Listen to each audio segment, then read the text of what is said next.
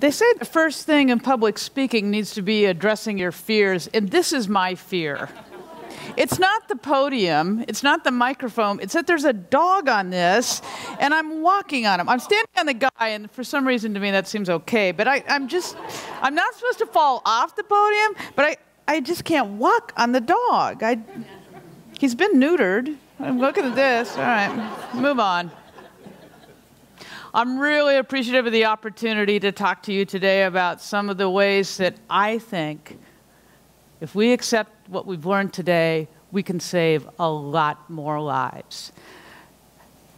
We've often heard that adopting an animal is an arduous process and even more difficult than adopting a child. How many of you have heard that? How many of you like to hear that? Come on, there's a brave one in the audience. I know, because they're entrusted, their lives are entrusted to our care. And for the person that passes that test, that adoption test, it's a badge of honor. I got a dog from the shelter. For the person who administers a test, it's seen as I care, and perhaps I care more than anyone about this pet. But for the person that fails the test, I feel ashamed. And for the agency that's involved with this, you may lose a supporter. You may lose someone who may come in and adopt another pet. If one of my friends says you can have 7 generations of pets in your lives, what if you just slam the door on the next 4? And for the pet, every day in a shelter is a spin of the roulette wheel for am I going to get sick? Am I going to go crazy? And for every pet that doesn't leave the front door, as you said this morning, another pet can't come in, and I personally feel responsible for all the animals that can't come into our shelter and leave out the front door. So when I inherited the Oregon Humane Society, we were taking in just under 17,000 animals a year and rehoming just over 3,000. In my early days, let's just say, I'm going to date myself here, as an animal care tech, let's just say 1985. Yes, I was born in a kennel. I know you're doing the math about my age here. I literally sat at the feet of Phyllis Wright, who was the Humane Society of the United States godmother to all shelter workers. And Phyllis Wright made it okay to euthanize puppies and kittens every day, all day. Because there were fates worse than death. And there were consequences to bad adoptions. And it was a different time and a different era, but some of us still believe that. We still believe we need to be the guardians of those animals. And we got to make sure the people that come and adopt those pets are A+. And we had a lot of beliefs to back this up. That, small children, they're going to mangle puppies and kittens. You really can't adopt them. If you've got kids under 5 at home, you can't adopt a puppy or a kitten. If 2 people work, who's going to house train it? The animals are never going to get trained, and they're going to die of intolerable loneliness if you all work. And then Halloween.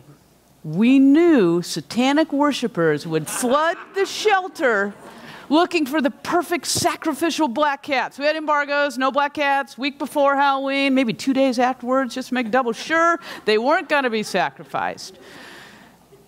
We believed these to be our job, and these beliefs were just something we held close to heart, and it enabled us to do terrible things to animals, things we thought were right. And we euthanized a lot of animals thinking we were protecting them from a fate worse than death. So when I moved back to take the job to the Oregon Humane Society, we came up, rented a house in the country, no fenced yard. Uh-oh. You know where I'm going. So here, let's keep moving the story along, Sharon. So, at work, a 4-month-old German Shepherd puppy comes in. I love German Shepherd puppies, and I had a hole in my heart. I was pet vulnerable. So I took the dog home that night. I was so excited. But I gotta tell you, I wanted to surprise my boyfriend. I didn't have a fenced yard. I had another dog at home who didn't react well to strangers in strange places. There wasn't going to be a pet meet. And then the final thing, I had been cited for having dogs running at large. Oops. was in another state, didn't think the record followed me. Anyway. Any one of those would have bounced me out of the adoption of that puppy. Any one of them. Taken together, I don't know how I was hired to run a shelter. It's a good thing I filled out the employment application and not the adoption application. Let's just tear this up, send her on her way. Go home, puppy's adorable. In between saying, oh, she's so cute. Look what she's chewing on the couch. She's doing these puppy things. It's like, you know, I got a free pass. And as an employee, I got a free pass to all of our criteria, and all of our employees did. But were we better than our clients? How come we were so good that the whole sum total of our pet owning experience could be put aside, and we could take the animals home, and we could take them home before they were spayed and neutered? Oh, we still let employees do that. Clients, you got to wait till that thing's sterilized. Who made us the best in the business to adopt pets? So I thought about it. And I thought, you know, that curiosity stayed with me. So I said, all right, if we get a pass of our adoption criteria, and we're only saving 3,000 out of 17,000 animals, let's just look. Who makes us better? So I pulled together a focus group. I'm an Oregonian. We love to talk. So I got some of the animal care staff, some adoption counselors. Bold move included some volunteers into that. And we went through the process of adopting a puppy and a kitten and a dog and a cat. We all had pets, mostly gotten from the shelter. But really, when it came down to it, none of us could pass the test for one reason or another. But I can tell you there was one thing we all failed. It was the 6-foot fence. So let's look at how tall 6 foot is. I was going to make Joe stand up here, but he's 6'2". All right. This is 6 feet, where my hand is.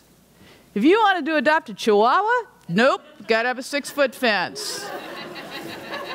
If you wanted a 3-legged Labrador, nope, got to have a 6-foot fence. If you wanted a 10-year-old Shepherd, you had to have a 6-foot fence.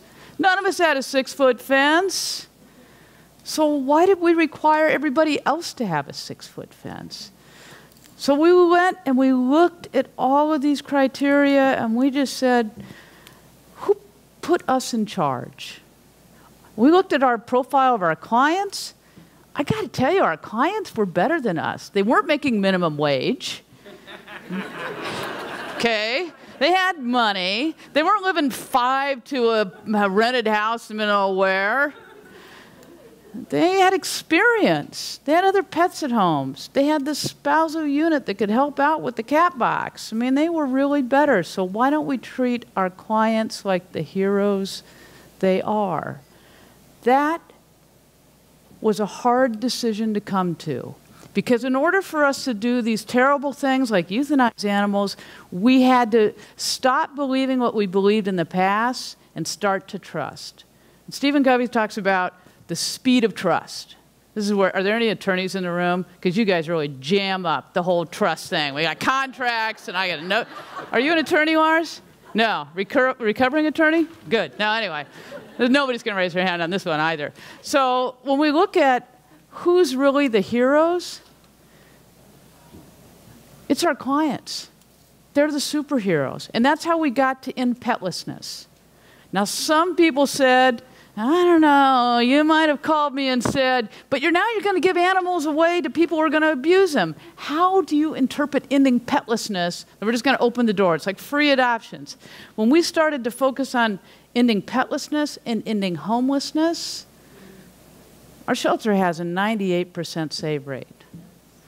We're dropped our population. We're 12,000 animals a year. 11,660 went homes last year.